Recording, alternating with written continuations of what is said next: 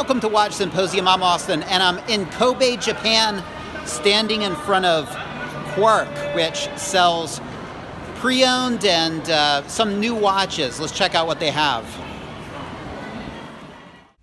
All right, we'll start off with a vintage Explorer 2, and this is the predecessor to my Explorer 2, a 16550, and right next to it is its predecessor, a 1655, and on this watch, the local hour hand and the 24-hour hand can't be detached and set to different time zones, so they act more as AM/PM indicators. This is the first Explorer 2. Now, note on this white-dialed Explorer 2, the indices, the gold surrounds on the indices and the hands are unpainted like they are on the 16570, which is what I have. Here's a vintage Gmt Pepsi Sands bracelet. Look at the matte dial, lack of gold surrounds on the indices. It's got an acrylic crystal. You can see the date there, 1983. And you'd have to use the 24-hour hand with the bezel. It's not going to detach like the Gmt Master 2s. An acrylic crystal sea dweller. It's got that vintage look with a lack of gold surrounds on the indices, and it's got some patina going on.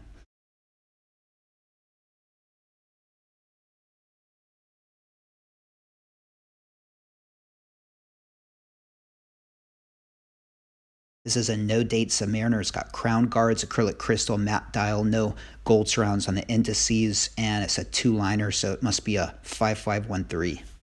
This is a 36mm Explorer 1016, and apparently this was Archie Luxury's first Rolex. And usually these come on oyster bracelets, but it looks pretty good on the Jubilee.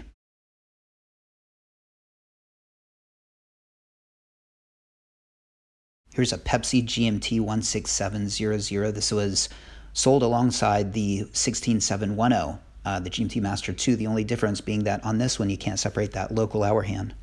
This is a pre-ceramic no-date sub 14060M. It says it's a V serial, and despite what the card says, if it's a V serial, it came out in 2008 or 2009. You can see it's got the engraved rehot, which Rolex started doing in 2007.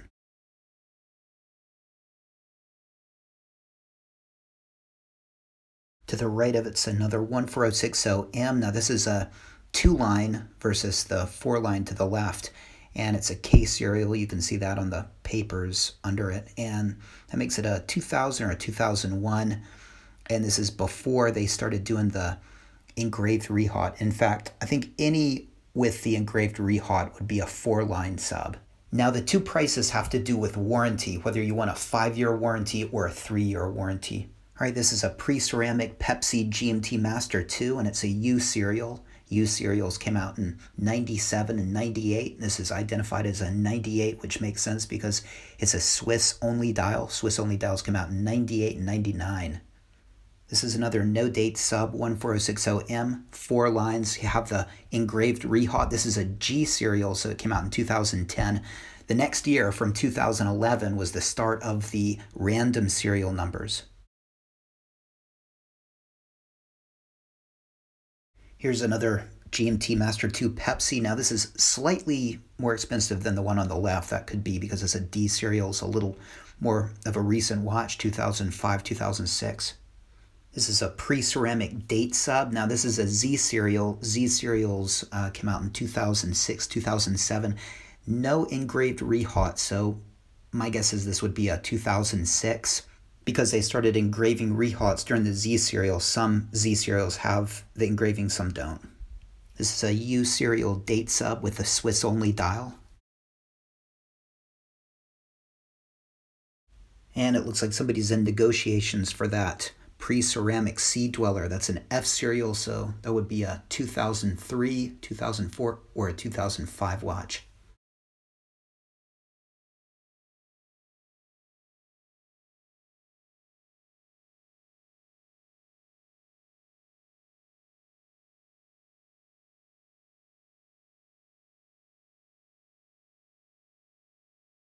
A couple of 36mm Explorers, which I prefer to the 39mm Explorers, not just for the size, but I like the word Explorer on the top of the dial. I don't like the way they changed the positioning of that.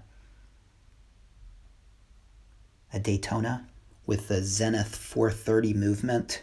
3 years after this was made, they started making the 4130 in-house movement, and they were done with Zenith.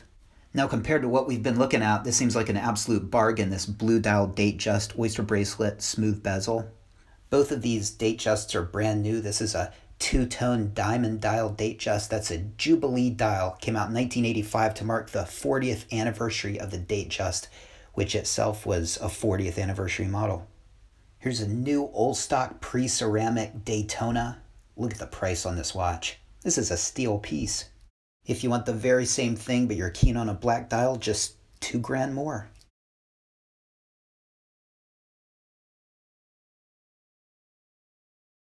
Of course, if you don't quite have that nearly $40,000 USD to spare, you could always go with this used cut rate ceramic Daytona. Or if you're willing to go used, you can save $10,000 on this, and even more on this. All of these Daytonas on this top shelf are going to be steel pieces, and they're 6-digit post-2000 models, so they're going to have the 4130 in-house movement that Rolex started using in 2000. Here are a couple of discontinued Batmans. Check out the prices. Looks like they haven't gotten the memo that the Rolex bubble is popped. A black-dialed Explorer 2 42mm. Ceramic Sea Dweller.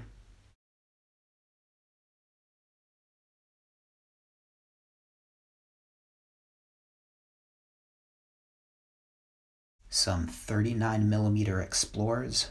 Now you can see this is the Mark I dial with the shorter minute hand and the all gold 3, 6, and 9.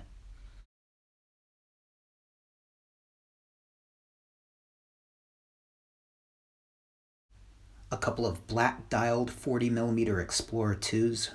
No holes cases, solid in links. I think this one on the right might have an engraved rehaut. I can't quite tell, but the one on the left doesn't.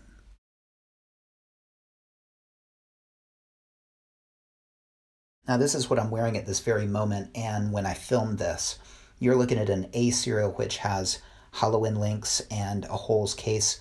Mine has a holes case, but the solid in link bracelet. Mine's a Y serial, which came out about 2 years after this one.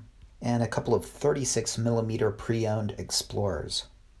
Several, in fact. You tend to see a lot of Explorers at these pre-owned shops, both the 39mm and the 36mm versions. A lot of people attribute its popularity in Japan to a singer Kimura Takuya, but yeah, I don't know if that's true. I think it might just be popular because it's so versatile. It's got that element of adventure. You can wear it with a suit perfectly. It works well pretty much in any situation, but apparently Kimura Takuya, who was one of the members of SMAP, if you know what SMAP is, hugely popular, recently disbanded music group. He apparently had one. A lot of people think he sort of brought popularity to it here in Japan. And this two-tone Daytona is actually cheaper than the all-steel Daytonas, even with this diamond dial. All right, a two-tone Datejust 41 with a diamond dial. To the right of that, a couple of Hulks. The one on the left is slightly newer, so that could account for the slight price difference.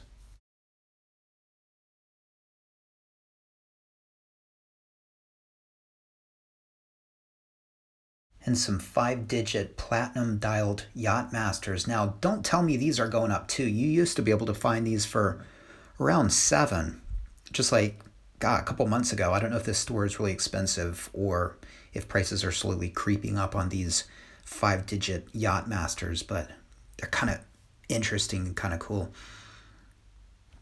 All right, a ceramic Date Sub.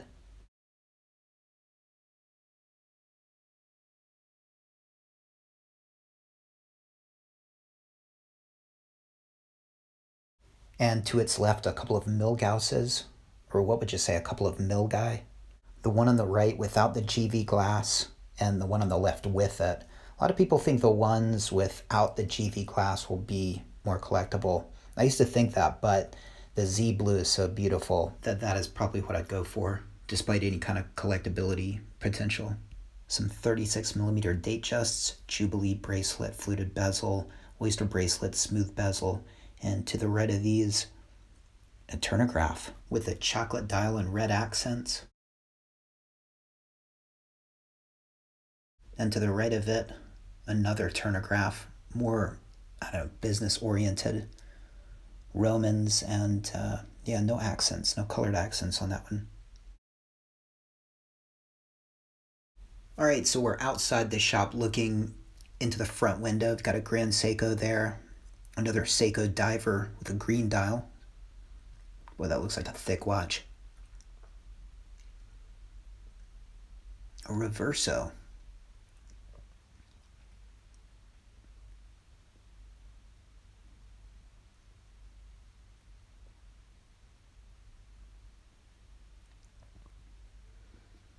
IWC. It's interesting. Inside the shop, there's a huge concentration of Rolexes, but outside the shop, some non-Rolex pieces and some Rolex pieces. There's a Date with a diamond dial, a black dialed ceramic Daytona, and a white dialed ceramic Daytona. So they've got two for sale in that shop.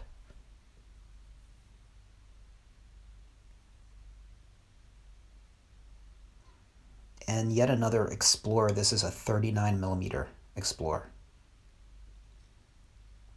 Looks like a Cartier.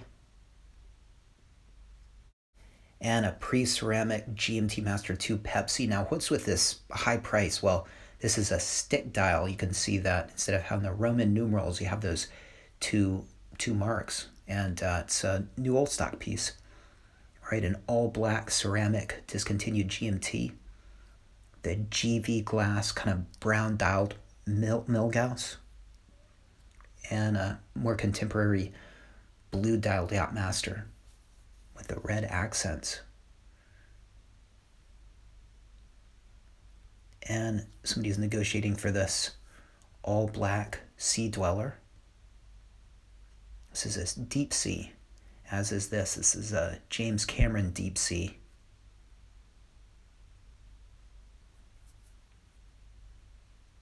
And a couple of Sea Dwellers. This is the Sea Dweller Red, the contemporary Sea Dweller Red. I think that's a 43mm watch. And the pretty new Sea Dweller two-tone, which I think Don Haynes has a liking for. And what I think will probably be a future collectible, because it's such a freak of nature, the Yacht Master 2.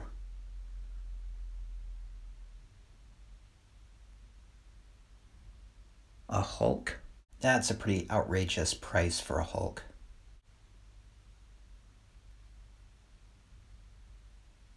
And a 42mm Explorer, white dial, polar dial.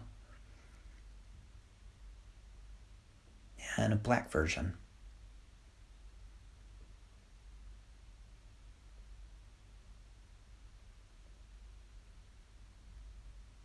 That looks to be a ceramic Date Sub.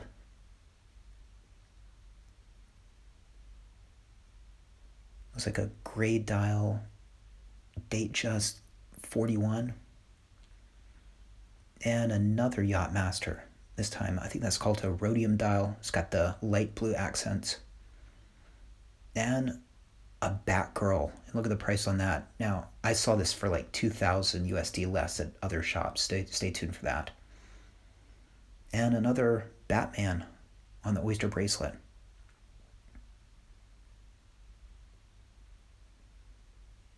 All right, and a double 14060 no date sub. All right, guys, that was Quark in Kobe, Japan. What did you think? Which pieces did you like? Which pieces were you surprised about? Let me know. Take care. Thanks for watching. See you next time.